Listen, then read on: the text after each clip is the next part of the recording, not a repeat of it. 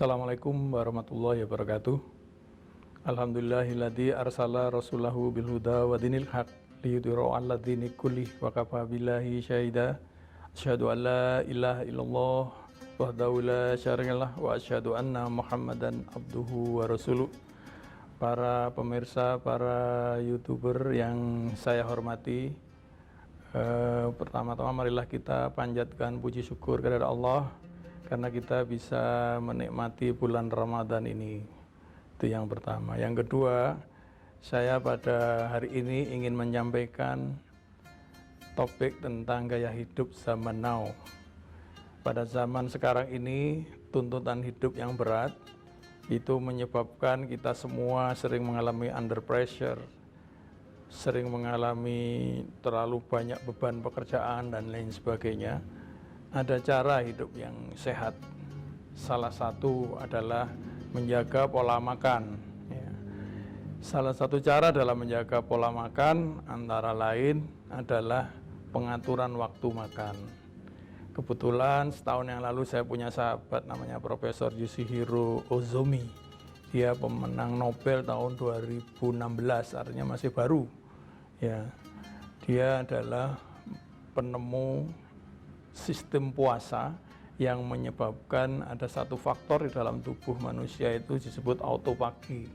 Autopagi ini menyebabkan innate immunity dan adaptive immunity dari seorang itu meningkat. Artinya orang secara bawaan dia akan mampu mempunyai sistem imun. Jadi kalau ada penyakit dari luar, sistem imunnya itu langsung bisa mengatasinya. Yang sering disebut ada ini terkenal yaitu OTG, orang tanpa gejala. Jadi meskipun ada virus masuk, dia tidak bergejala apa-apa. Yang kedua juga adaptive immunity.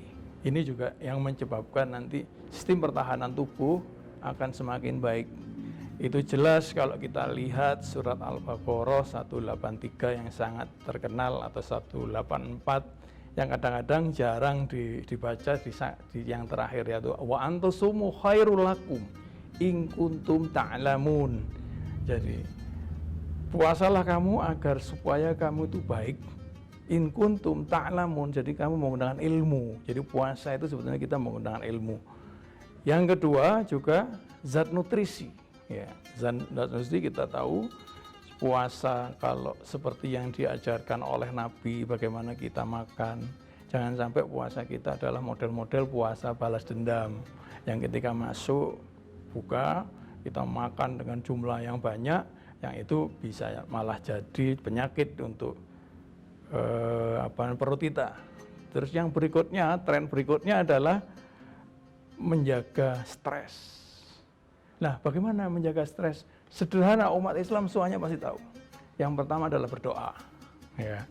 Berdoa, yang cara yang paling terbaik untuk berdoa adalah aqimis sholata lidulukin samsi ila wazaki laili wal qur'anil fajri, dan seterusnya. Ayat itu jelas.